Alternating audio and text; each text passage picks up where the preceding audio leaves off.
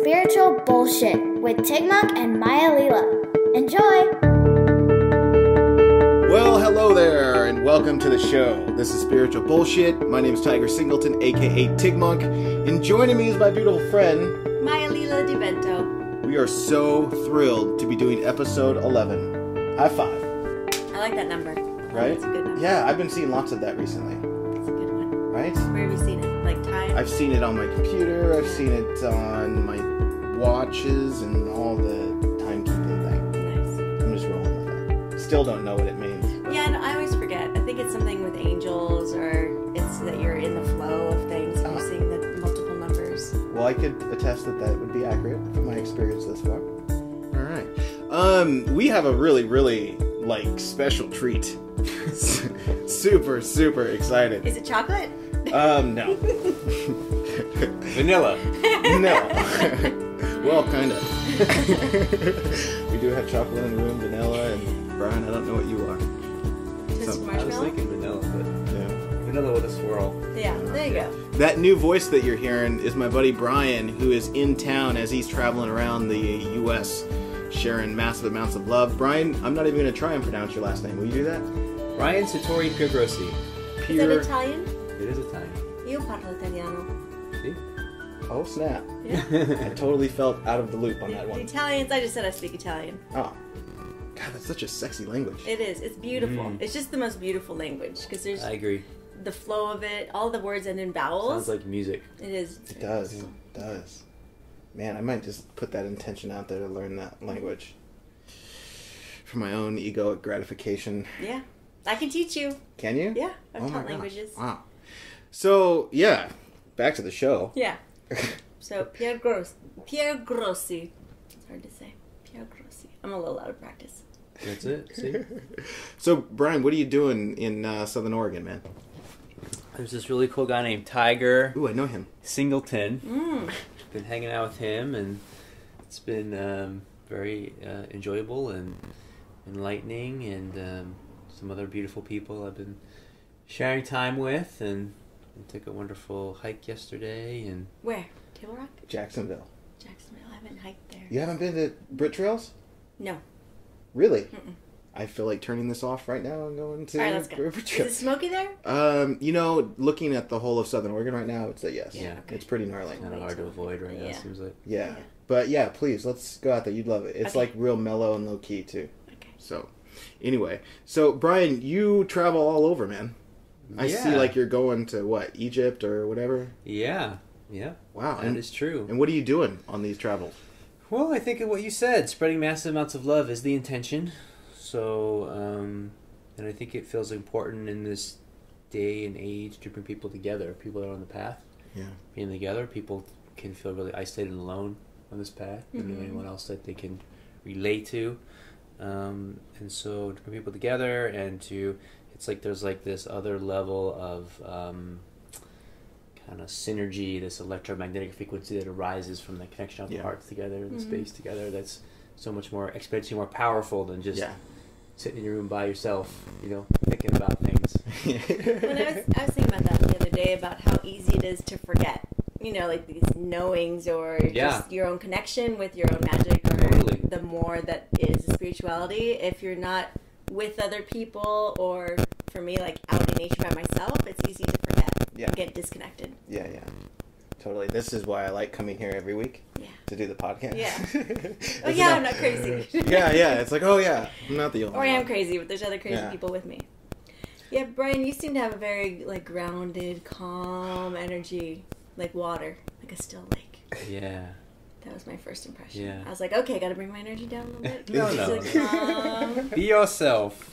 No, but you know what I mean. Like, Yeah, especially when you meet somebody for the first time, you don't want to. Yeah. I mean, you can be like, hey, but I'm just Yeah. like, okay, chill energy. Yeah. It's a nice. Brian's totally chill. Yeah. He's been Yeah. at my house for a few days now. Yeah. He's not throwing parties or anything. No, except when you're not there. No. I'm kidding. Yeah. We'll talk about that later. So, Brian, where are you nomadic or do you have a home base? I've been based out of Asheville, North Carolina. Ooh, I want to go there. Which I call the Cradle of Love. Yeah, it's really sweet Yeah. place. Really great conscious community there. But I have pretty much right now. I'm just in the travel mode and Yeah. seeing where life takes me.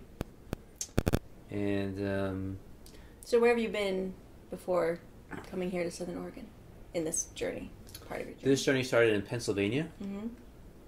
through Maryland, Virginia, North Carolina, South Carolina, Atlanta, and Georgia, and then in the deep south, which was my first time going through there, Mm-hmm. Alabama and Louisiana and Mississippi, Wow. and then Texas and New Mexico, Arizona, Nevada, California, Oregon. Nice. Yeah.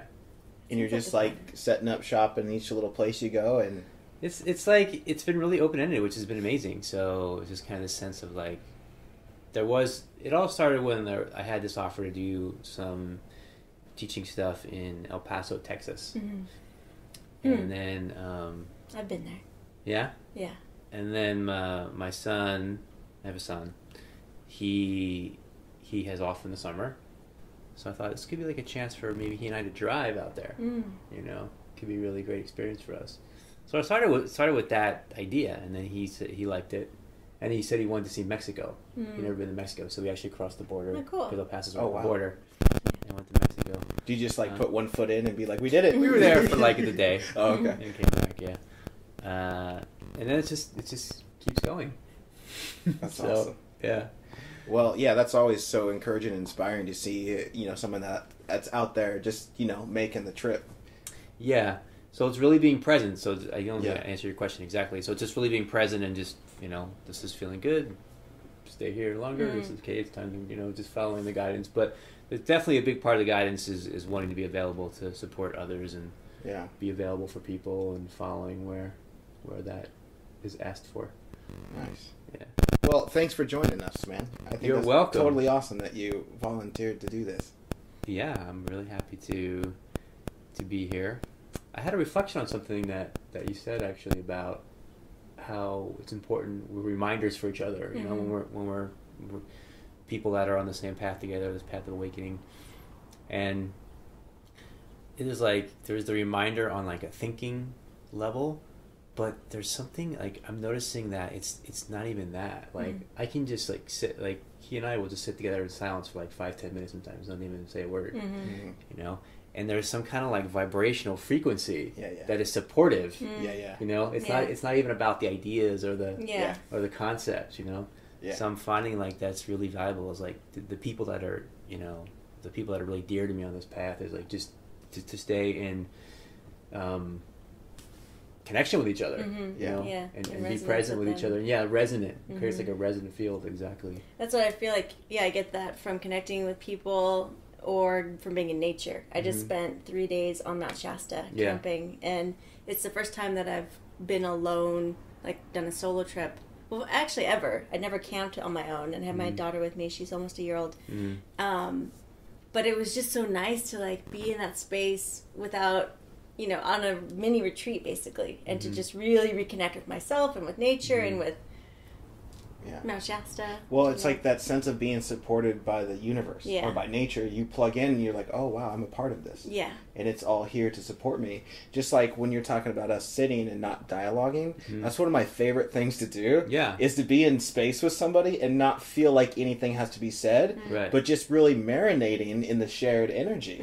I think for me, that's very comforting and supportive, and just a good reminder that it's already done and it's already happening, and nothing needs to be forced. And this moment is the ideal moment. Exactly. Yeah, that's what we talked about Yeah. last week. Yeah. Ideals and like reaching for a future ideal, not realizing that this moment is the ideal life that we've been waiting for. And then how would that, because usually the ideals are in the future or somewhere else, but how would it feel to actually live in that, knowing that this, like right now, Yeah. is the ideal moment? Yeah, that's so great. I Yeah. love that. Well, we were talking about that, me and Brian, on our hike, about how it's just the recognition that it's already done, that nothing really needs to be efforted so much. It's just recognizing that this whole experience is on your side and you just fall into that. And I think the invitation there is to really allow yourself to be at joy regardless of the surface condition, which is just really a signal of trust, trusting that the universe knows what it's doing regardless of what's showing, and just, feel good. Feel good in that. Yeah. like we do right now. Yeah. It feels so good right now. Yeah. Brian feels good. He just had Chipotle. I love Chipotle. Experienced the Fritas for the first time. Yeah. I think in this culture, you know, American culture, I love what you're saying about just that being in that space of presence and just the resonant feel that's there and the fullness of it. And I find like in America, you know, people aren't comfortable with that. Many people, majority of people, like it's like we must be talking. Yeah. You know, it's very uneasy. You know, this uncomfortable silence. Yeah. That's present. So, but yeah, if you can get past that, you can really drop into a deeper place with someone. Mm-hmm. And then even the conversation, like I feel like even this conversation, you know, it starts to come from this deeper place, and it's really there's something really alive in it. And, yeah. Well, it's kind of like when we go and give talks, because I'm sure you and I have a very similar approach to that as far as showing up and letting life, you know, move. It's like you show up and you kind of give up your own agenda for the moment and you just really check in, you know, and offer yourself over to everyone in the whole moment. And it's like every time life moves. Yeah. It has something to say, something to share, even if it's a little bit of silence. Yeah. And of course, that's, for me, going out and sharing or doing Sat Song is almost like the example for myself of how to live my everyday life, which is to not necessarily hold on to an agenda, but just realize that this experience isn't for my own egoic gratification. It's to hold space and allow love to be seen. And so whether I'm doing the dishes or hanging out with my daughter, it's like it's all just kind of the same thing. I think, you know, what you guys were saying about marinating in the energy and then being on the same resonance as people, like when you can go into a space and just have that resonance, whether or not you talk or say anything or have teachings to offer that are on the mental level, people get to marinate in that frequency. And so, and a lot of people, you know, don't, you know, they change or they go in and out, or they have a lot of fear, anxiety, and so just coming into that, feeling that energy is so refreshing. Yeah. And Brian, wouldn't you say when you share, you find so much value in just the space created more so than the words? It's like that's what's really touching people, is not even the words. It's just the energy that we're all creating together. Yeah. That's what I joke about that a lot. It's like I forget what I say as soon as I say it. I really don't care what's coming out of my mouth. Yeah. It's just, for me, I see the words as an invitation for the mind to let go. It's like it brings the mind, it like gives the mind permission that you don't need to think about all this bullshit. Yeah. Just connect to what's happening right now, and you'll see whatever needs to be seen. I think that's really valuable for people that attend satsang to learn that. Yeah. That's the teaching, you know. Yeah. Like you'll have people that come in with like notes and like notebooks, and they're like, and they're trying. Okay, can you say that thing you said again? Yeah. That, and that's sweet, you know. And there certainly is a place in this world for knowing things and taking notes, but this is a different place we're inviting people to open to. And like, I tell this like story about how I would listen to. When I was like a seeker, you know, would listen to Eckhart Tolle. And there would be these like 90-minute, 2-hour things on YouTube. Yeah. So I would listen to it, and it'd be over, and I'd be like, he didn't say like one thing. His like mouth moved for like 2 hours. He said nothing of like any value, and somehow I feel different. You know, I feel changed. Yeah. In the process. And I think that's like the greatest teacher can do that. You can like talk and leave you with actually nothing at the end to hang on to or grab onto. You know? That's so perfect. That's like, you know, essentially my intention when I do that song. But I think Eckhart Tolle, actually, I remember him talking about that exact thing, that people will come to the talk and then they'll feel like they didn't get anything, like tangible, like the how to change your life, you know? Because he's like, I don't have anything to say. You're just here. Present moment, now, the end. That's the spiritual bullshit. Yeah, exactly. Well, and that's the whole point of like this. It's all bullshit. Like all of the words and the talking, it comes down to bullshit because it isn't what it actually is. Yeah. That's great. Well, I find my life's like that too. It's like my personal life, I just see as bullshit. You know, any idea that I'm this or that or know what I'm doing, it's like, no, I really don't. But there's something so much more sincere than that in the present moment of just like appreciation for being able to experience the bullshit.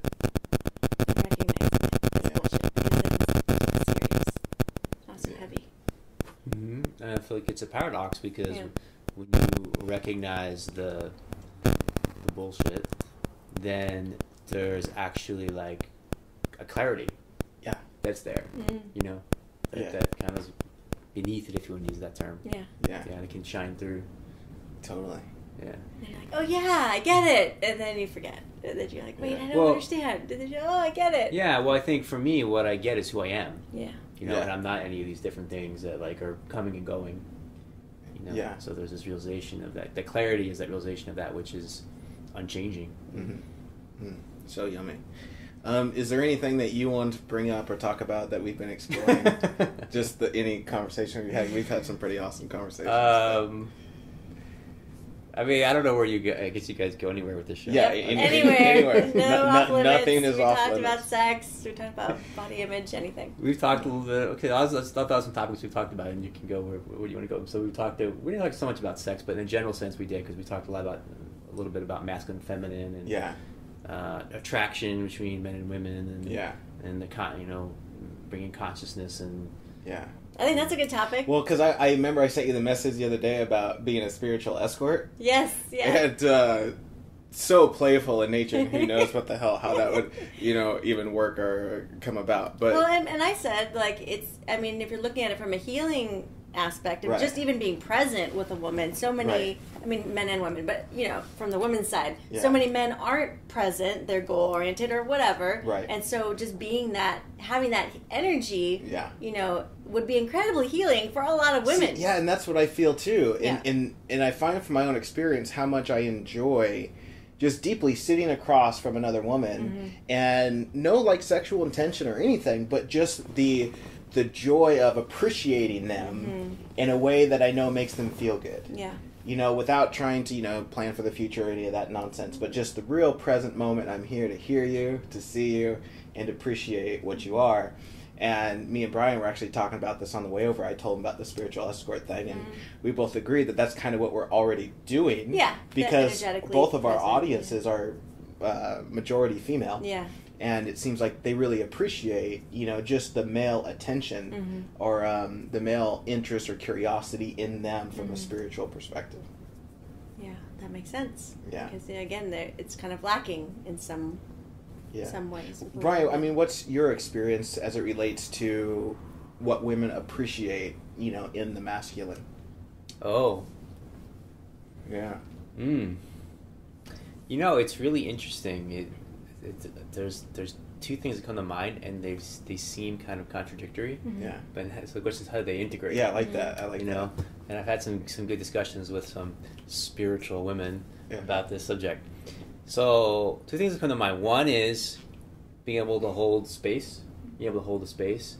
So when a woman is feeling like strong emotion or just strong feelings or just strong flow, strong movement, it feels really valuable to feel kind of anchored. Feel someone that can be steady for you and be supportive in that way. So that's one thing. And the other is a sense of direction. Have a sense of direction and feel like, a man is living on purpose. As if you're a conscious spiritual woman on the path, then you'd want a man that's on purpose, connected to spirit for the good of all beings. For the highest of all beings, and that's really attractive.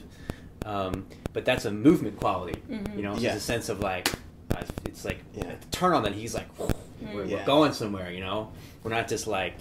But I see that also coming back to the present moment in the way like you're connected right now that has this intention or direction that's not necessarily your personal drive. Yes. But it's like this universe that's moving within you. Yeah. And I would agree that a lot of women see that as the sexiest thing in a man, just the vision that they have for their own experience. Yeah. And then holding space where they can freak out emotionally. Right. And have a sense that you're not going to take it personally.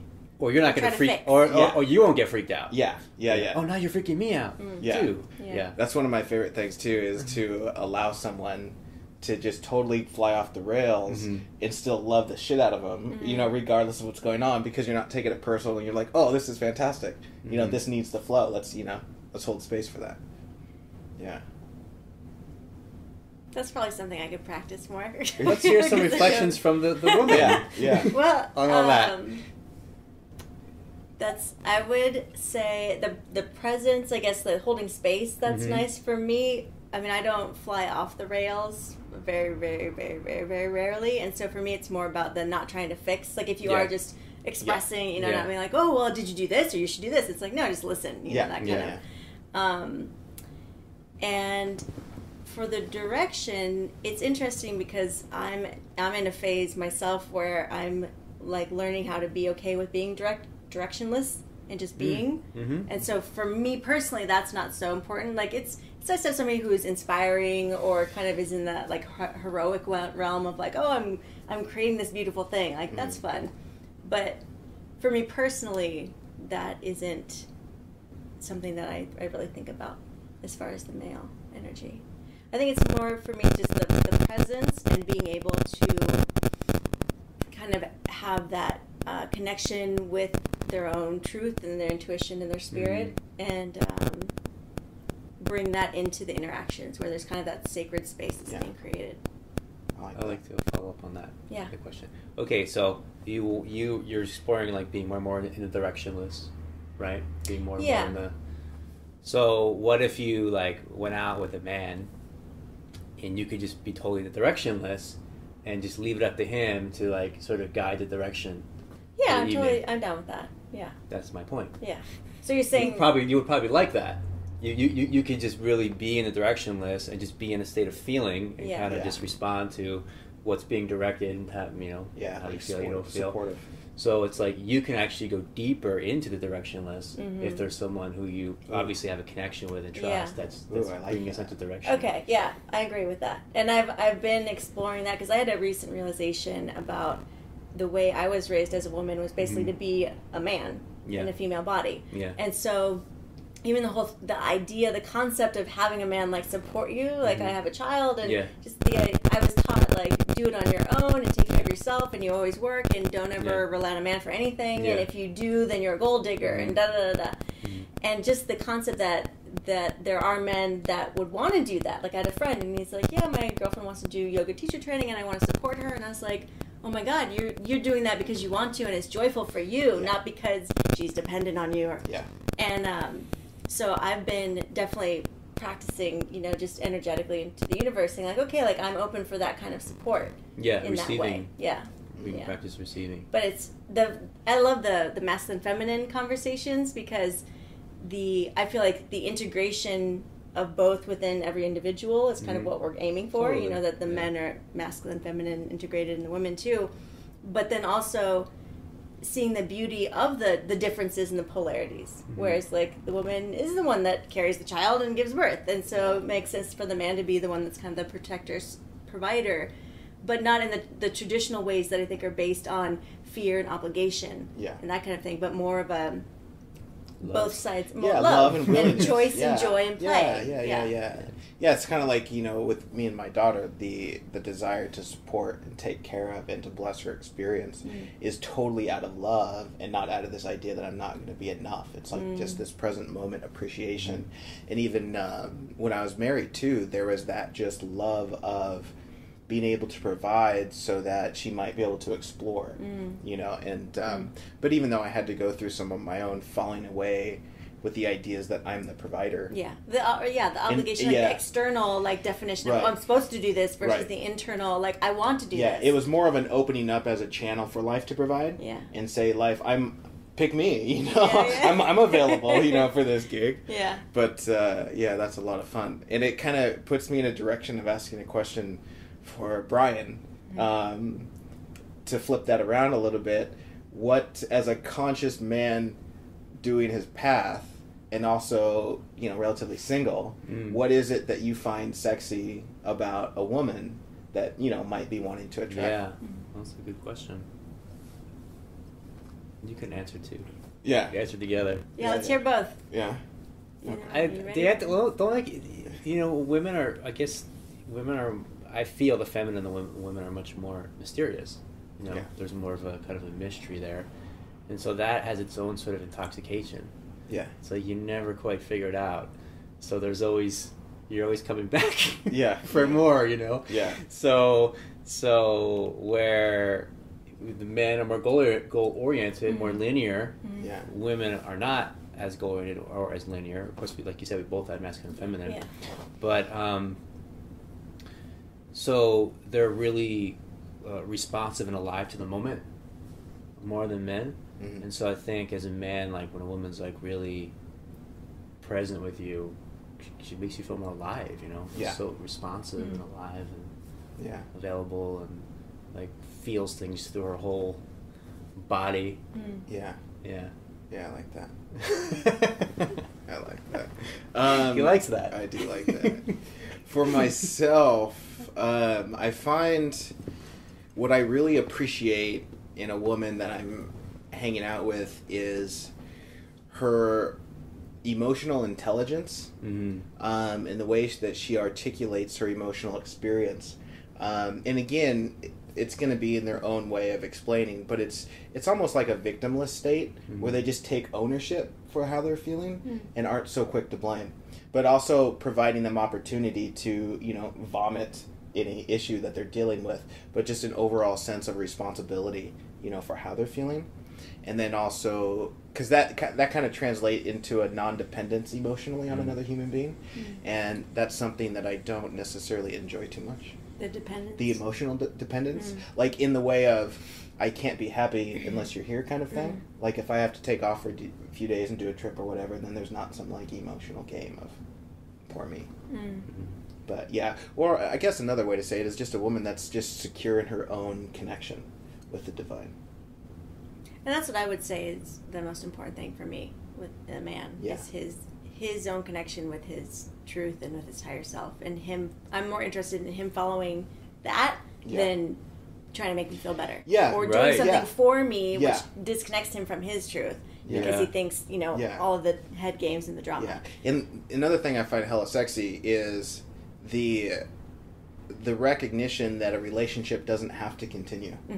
That we're here to enjoy the experience, but there's nothing in life that says it has to go on. Yeah. And so it doesn't, you know, stay in this realm of seriousness of trying to protect a relationship.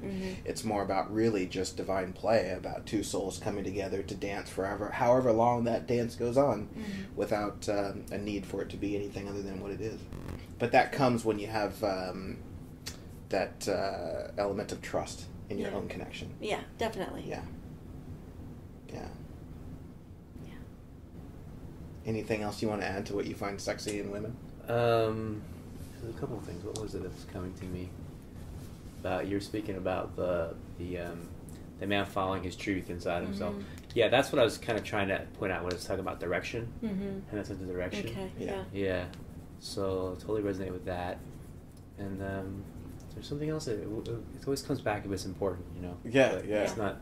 Well, raise your hand if it comes back, and it will circle back. One to the thing thought. that I've been practicing that I've seen, I mean, in myself definitely, in prior relationships and just in women in general, is that the kind of accepting a man for who and what he is now, instead of trying to change him or fix him or like, you know, turn him into what you want him to be in a way. And so I find that's something that I like to practice, is just the complete acceptance as the person, like admiring them like a tree. Like you look at a tree and it's perfect, you don't want to move the branches around. It's like, no, this is a perfect tree and it is what it is. And because I think there is that dynamic often with women and men, is that the women want to change things about the men, and there's that constant kind of like picking that turns into nagging, or you know. Well, there's a couple things there, I think. First of all, I remember what I was going to say, which is about the direction, and it's for a man, it's being. I feel like women like when a man can make a decision and be decisive. You know, so like if we're gonna go out and you're like to the man, you know, what do you want to do? I don't know. What do you want to do? You know, I don't know. What do you want to do? I was in a relationship. Women get frustrated with that. Yeah. He never ever. So I was like, no, whatever you want to do. And I'm like, okay, that's fun for a while, but not always my choice. Yeah. I find from my own experience right now, it's like I'm terribly indecisive about tomorrow, but I can be incredibly decisive in the present moment. Yeah. That's it. And so, like, but from like a relationship standpoint, you know, where do you see us in 5 years? I don't fucking know. Yeah. You know, but where you want to go? We're getting sushi. Yeah. You know, and just have like this clear present moment direction. But totally indecisive, and that may change from my experience too. But right now, it's like I just don't know what I'm doing tomorrow, relationship wise. Yeah. Well, I think you know, someone's more constantly going to path. They're not going to expect you to know 5 years. What's going to happen. Yeah, that's true. It is more of the moment. Yeah. You know, to have that sense of like, okay, here's what's happening now. You know. Yeah. And then I feel the woman's like the feeling center. Yeah. You know? So she'll be like, that feels good. Yeah. Or she'll be like, that doesn't feel good. Yeah. It's okay. Well, how about this? Yeah. That feels good. Yeah. Yeah. You know? I love honoring that in a woman. That emotional intelligence is important. Yeah. Yeah. It's like both sides are important. Where the man is more the mind, you know, and the woman is more the emotional center. So you bring those two together. Yeah. And you got something good. Yeah, that's true. Oh, that's good stuff. Well, Maya, what you got next? Or did we exhaust the masculine and feminine? That's an endless topic. Yeah.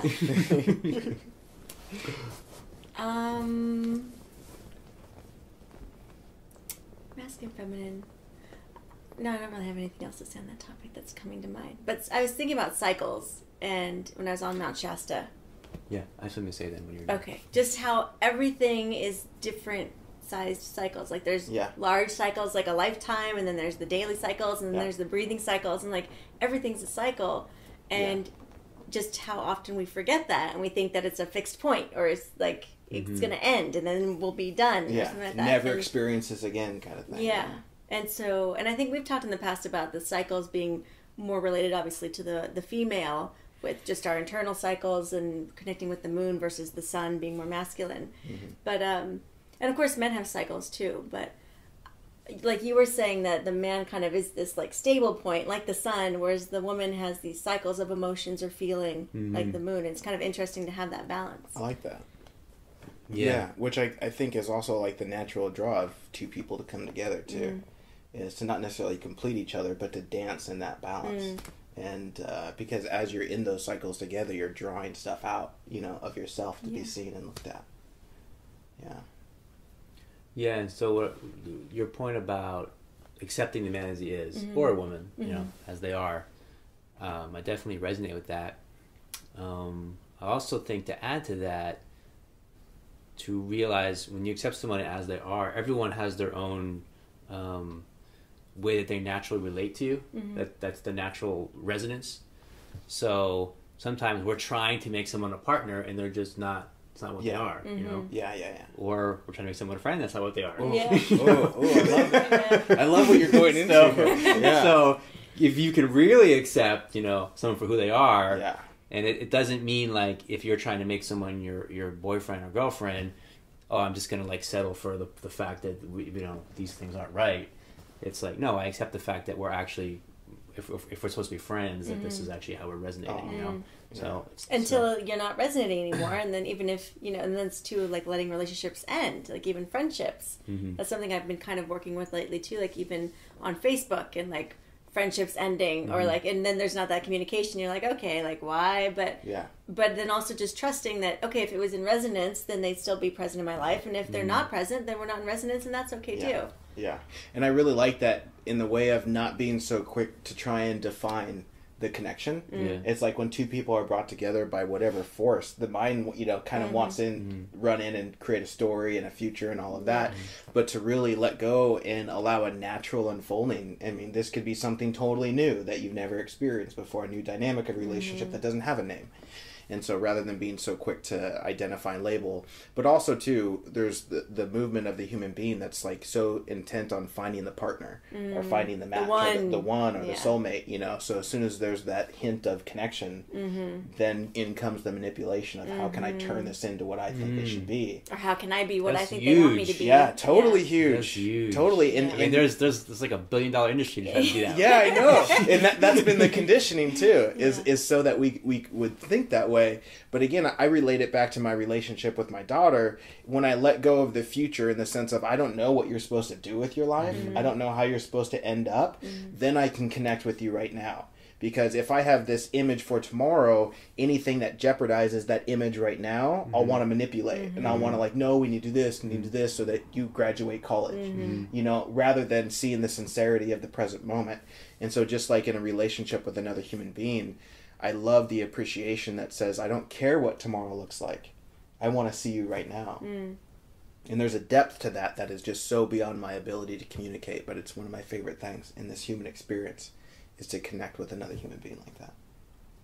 In the present moment, without the thoughts in the present future. moment without the thoughts. I mean, again, not to discredit the thoughts about the future, because that can be playful and fun and all of that. But issue of relying on that as your source of trust or your source of well-being. Yeah. And just realizing that this is really the only moment we have, and we're two extraordinary human beings, our stars colliding, that life has brought together for this moment. So let's explore that, and have fun. Yeah. Well, this is going really, really good so far. Yeah. Yeah, I'm kind of excited. We'll post this one, Brian. Yeah. I will. I'll add to that. It's totally. I mean, that's profound. To have that kind of relating with someone, and then we are in a world where we're making plans. Even if it's like 2 days from now, you're planning a party for Friday night. Yeah. So it's like, can you be deeply present with someone, relating with them, and making plans, and not be attached to the plans? Yeah. And that's the beautiful part. It gets really, really interesting. Well, in kind of the way that I see that, because I hear that question a lot about living in the present moment, but what about making plans? And for me, it's an issue of the intention behind the plan. If you're making a plan for wholeness in the future, meaning if this happens, then I'll be whole, or then I'll be lovable, then we're missing the point of the plan. Yeah. Because regardless of the present moment living or whatever, when you're making plans, that's happening in the present moment. And so if you're making plans and you have a sense of anxiety about the plan as you're creating, and then just stop. Then you're not really present moment. You're all caught up about if it's going to work out or not. And come back to a space that's not dependent on the future being any certain way, and then make plans from that space and see what happens. But I love making plans, and none of it rarely ever comes true. Right? My whole life is one failed plan, man. It's true. Yeah. It's true. I had a big realization about this. It's funny you say that. It's good. I love it. Because my realization was, nothing my entire life has ever gone as I planned it. Ever. No, nothing. And I don't think it does for anybody, actually. Yeah. Some things have happened like similar to how I envisioned them. Yeah. But I don't think it happens exactly as you plan it. No. It's almost like a... Usually it's better. I mean, oftentimes for me, like ultimately, I've planned, for sure. and then it's turned into things that I couldn't have imagined. Or Yeah. But it's really interesting. There's a vision for something, and then it's like the vision is the plan is the fullness when it's being planned. You know what I'm saying? Yeah. Like Egypt, like I'm envisioning Egypt, right? It's not going to be how I think it is, but it feels really good right now. Yeah. Think about it. Yeah. So it's like the thinking about the future is full in the present that we're thinking about it, or the past. Yeah. And just letting it be its own kind of moment. It's its own. You're imagining. I'm imagining doing this in the future. I'm imagining that in the future. I'm imagining doing this with you in the future. I'm imagining that. I'm imagining playing this workshop with you in the future. It's really fun to imagine that. Yeah.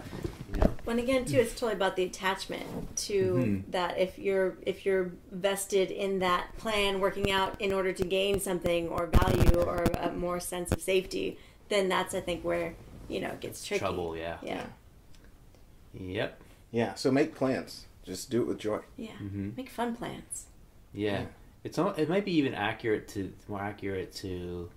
Well, yeah, there's a planning element, but just to like really be able to imagine freely, but recognize that it's your imagination in the moment. Yeah, and even though nothing ever works out, it doesn't mean that you can't have a fabulous, imagined experience. Right. Well, that's kind of my point. Is like it actually. The imagination is complete in itself. It's full in itself. In the moment itself, I'm imagining being in Egypt by the pyramids. It feels great. Yeah. Done. Yeah. That is its own. Yeah. It's not like you have to do it now. Oh, that's so perfect. Yeah. That's so perfect. That reminds me of a song we are actually listening on the way over here. I don't know if you heard it, but it was John Mayer's song called "Who Says," and it says, "Who says I can't get stoned? Turn off the lights and telephone." But one of the lights is maybe plan a trip to Japan alone. Doesn't matter if I even go. But just for the sake and the enthusiasm for doing that I totally resonate. With that. Yeah. Yeah. Yeah, there was a time like earlier in my path where I was like, okay, I can't think. Thinking is bad. I must beyond thought. Yeah. Shouldn't have thoughts. Shouldn't think about the future. Thinking about the future is bad. We all went through that probably. Yeah, right. So then there's like this other space where it's like, there's nothing that the absolute is unshakable. Yeah. There's nothing that can like make it bigger or smaller or worse or better. Yeah. So you can imagine whatever you want. Yeah. And you know. And I think there's a lot of guilt wrapped around that too, and especially like through childhood, like stop imagining, stop daydreaming, right? Focus on this real important shit. Get real. Yeah, and so we kind of miss out on that childlike essence that just wants to imagine and access that faculty of our experience. Yeah. Because again, it's like I watch my daughter play around the house when she's by herself, and she's just in a whole nother world, man. And it's like, no, don't do that. It's like, no, you know, enjoy yourself. Yeah. Totally doesn't matter. But, and I find that for myself too. It's like if I'm in this space that's not, I guess, emotionally in alignment with joy, then there's the opportunity to imagine, you know, a joyful experience or even a memory or whatever, just to allow appreciation and gratitude to come in to help kind of shift the energy a little bit. Rather than it used to be like this, no, you can't do that, you know. You can't think about it. No, whatever. Just enjoy yourself. I think with the planning, in my past, I would plan to escape from the present. So there was kind of that underlying, instead of the driver being joy and play, it was more like anxiety. And like, so I'd plan like every second of every day, like on the weekend, I'd do like 18 things. And I was always running. And it was definitely an escape from the present moment, which was perfect at that time. That's what I needed for that time. And so, and then as I progressed, I kind of found that when I did make plans, none of them would work out. So I finally got to that place of like surrender. Like, okay, the universe is knocking on the door. Like, just surrender for a while and stop planning anything. And so I was like, okay. And so I feel like I've gone through that for the last few years, as far as just not running anymore and not making plans, because I know that my lesson is just to be present and be open. And then I think then it gets to the play point where you've kind of broken that, you know, running away through the planning and the anxiety, and then move through that, and then it becomes more playful and fun, and just imagining like, oh, what if we went here? What if we went to Egypt and we took 5 friends, and it would be amazing. And I love being able to imagine with other people who don't rely on the fulfillment yes. of those. Yes, exactly. Well, yeah, because it's kind of like, you know, these little projects and stuff that we do. You know, we'll get together with other people and talk about, you know, oh, we could do this and we could do that. And then some of them, it's like their whole life is now dependent on this plan happening, you know, as if it's going to make their career or something. Yeah. But yet, no, it's just play. You know, if it happens, great. If not, whatever. Well, then also when there's that dependency, you see people kind of like swing back and forth. Like they'll kind of get, if it becomes really important, then they sometimes get stressed out, and then they'll kind of block it, and like, all these things will happen that come from that attachment to the plan working out, or to it being this big giant thing. Yeah, and that's kind of the way that I see it, is it's going to swing in whichever way it needs to. It's like if someone does that and there's this massive disappointment, wonderful. Yeah. You know, what a fantastic opportunity to see that. And even if I've got to be the bad guy or the dick in the situation, that's fine too. But and I noticed that for like my own path, and I'm so kind of enthusiastic just about opportunity and fun and joy, that whether I'm here in Hawaii, it's like people will kind of want to attach on to the experience and whatnot, and I'm kind of open to discuss whatever if it's in the flow, but really don't know. Really don't know. And I'm sure you get that experience too, maybe a little bit, when you travel around, people kind of want to hang on to your space. To like the plan, or to... Yeah, you know, what I was thinking is, I noticed, like, you know, in this evolution of the awakening, it's like, there's this, there's a vision, there's a plan, but it's like so fluid, you know, it's constantly, as new information is always coming in, the plan is always changing. Yeah.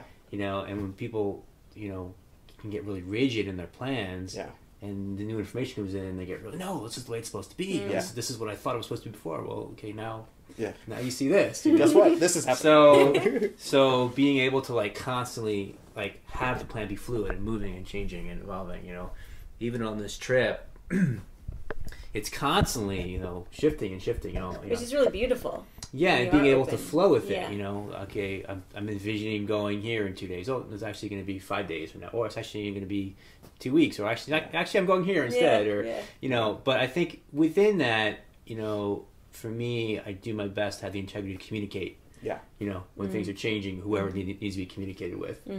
So that's where spiritually we get the idea of being flaky or being ungrounded because they're not communicating the shifts. Or people are depending on a certain thing to happen, and so then if you don't follow through on what they were expecting and depending on, then you're flaky. But if you can say, hey, you're depending on me to do this, and I'm actually not going to do that. I'm doing this instead, and here's why. And they want to be upset, then that's which is such a great kind of own lesson in just the personal responsibility, because as you become more fluid and whatnot, there can be the tendency to not want to communicate, maybe like a spiritual cop-out or whatever. And I know that's even been my experience in exploring new relationship. It's like, oh, this would be wise for me to communicate because it might not be clear as far as intention or any of that, and that's so valuable. But also there's the overcoming the fear of what they might say, think, or perceive you, which again is just a reflection of our own non-acceptance fear or whatever. But the communication thing is so important and really helps for a smooth transition, but always have to be willing to let people respond however they're going to respond. So it goes back to honesty too, which I think with the masculine feminine, like people are so afraid of honesty, but for me it's the most beautiful thing when somebody's totally honest, and then whatever it is, it's like, well, that's great, that's beautiful, that's your truth, and thank you for being honest. And again, when you're kind of in your own space, when you're not relying on the external, it's really easy to hear that from other people. And that's one experience for me is that I really enjoy, is having somebody come in their honesty and not have a defense, and just be an open space that can allow them to practice their own sincerity. And that's one thing that I share too. It's like, don't be honest for the sake of other people, be honest for the sake of your own sanity. Because I know if I'm walking around carrying any ounce of dishonesty, that shit hurts me. It's not necessarily directly affecting somebody right now. I'm the one that's hiding. And so I need to be honest for the sake of my own heart, rather than feeling like you need to know this or know that. But and sometimes they appreciate it and sometimes they don't. But what you gonna do? The Big Glow. This is the book, yes? Yeah. Is it one book you have out? Two books. The other one's called The Wow of the Now. Wow of the Now and The Big Glow. Amazon? Yeah. You're a good radio host, Tiger. You got this thing down. Well, we're wrapping up. And I got the wrap-up thing down. Well, tell us about The Big Glow really quick. It's a poetic metaphor for the recognizing and everything we're talking about. Really, so much of it anyway. That this light is within ourselves, and it's not somewhere external that we have to look, search for ourselves out there and try to find, but it's always been inside of us, and just reminders and reflections to recognize and realize, the light that we are. Nice. And I love the example too of the big glow, because that's like resonant. I know in my own experience, that's what it seems like this light has turned on, and then there's this glow. And then of course when other people like comment on my smile or something, like that's what you're seeing. It's this glow, or that familiar, like, oh, do I know you? You seem familiar. And it's like, and it is. It's like this glow that we all kind of resonate with or kind of want to be next to or whatnot. But really beautiful. And the wow of now, is that kind of self-explanatory? Or? Yeah, it's kind of like the next level. It's the second book. Nice. Now is that being in awe of every moment and its beauty and perfection? It is being in awe and the miraculousness and magicalness of every moment. Yes. Nice. Yeah. Nice. Do you have a website, or is it all on Facebook? TheBigGlow.com. Nice. Will work. That's the simplest way to get to me. And they can connect with you on Facebook, because I know you've got some groups and stuff going on Facebook that are getting really popular and whatnot. And where are you going next, according to this present moment? According to this present moment, advisory, it could all change. Portland, Oregon. Okay. Which is funny because actually, maybe like a week and a half ago, I had no idea I was going to Portland, Oregon. Nice. But then it's emerged.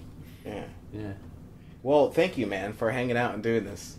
Thank you both. Yeah. Really enjoyable. You're our first guest. Like awesome. officially. That's I'm way touched Yeah. and honored, and look forward to more. Yeah, and so I guess we're going to keep hanging out through the weekend a little bit. We are. You're going to come to my birthday Unless the party. fluid planning changes somehow. Don't do that. Don't do that, man. It seems like that's what's happening. I'm so stoked you're in my life right now. Oh my goodness. Well, you can of course find us all on Facebook, the podcast. We're hosting it right now on tigmonk.com. Maya, what the hell? You have a website? I do. I just learned about this last week. You didn't even tell me. Well, I just kind of did a slow release, so I just put it up maybe like 2 weeks ago or something. And I haven't really. And you're writing and shit too. Yeah, I'm a writer that hasn't written for a long time, so welcome to the club. directions is writing, but yeah. Yeah. MayaLilaDiVento.com. That's DIVENTO. Yes. Wow. And are the podcasts up there as well? Yes. Okay. And the podcasts are on YouTube. Is that your YouTube channel? Yeah. My YouTube, your website, they can download. And then the most recent ones are on SoundCloud. But tigmonk.com/podcast, I think, has all of the episodes and all the downloads. Perfect. Awesome. Well, be sure to check that out and keep up to date with what we're doing, because I'm stoked, and all this content that we're putting out is just epic. Yeah. So much fun. Good shit. Yeah. Brian, again, high five, man. All right. High five. High five. High five. High five all around. Thanks so much for hanging out, and as always, cheers to the beauty that you already are. Ciao. You've been listening to Spiritual Bullshit with Tigmonk and Maya Lila. Learn more at tigmonk.com.